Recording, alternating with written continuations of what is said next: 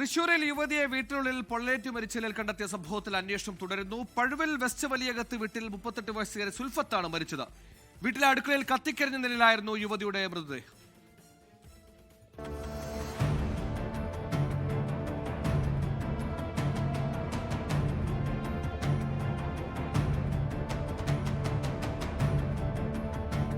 ശനിയാഴ്ച വൈകിട്ട് 5:30-യോടെയാണ് സംഭവം.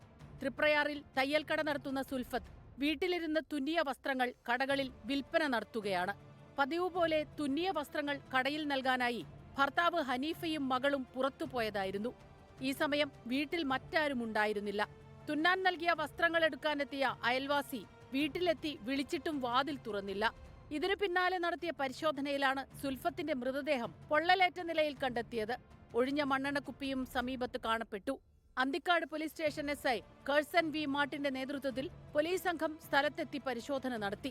അസ്വാഭാവിക മരണത്തിന് കേസെടുത്ത് പോലീസ് അന്വേഷണം തുടങ്ങി. 24 തൃശൂർ. ലോകത്തെവിടെയായാലും ഏത് സമയത്തും 24 വാർത്തകളും ഓഗ്മെന്റഡ് റിയാലിറ്റി പാക്കേജുകളും എക്സ്പ്ലെയിനറുകളും വിശദമായി കാണാൻ ഞങ്ങളുടെ YouTube ചാനൽ നിങ്ങൾക്ക് സബ്സ്ക്രൈബ് ചെയ്യാം.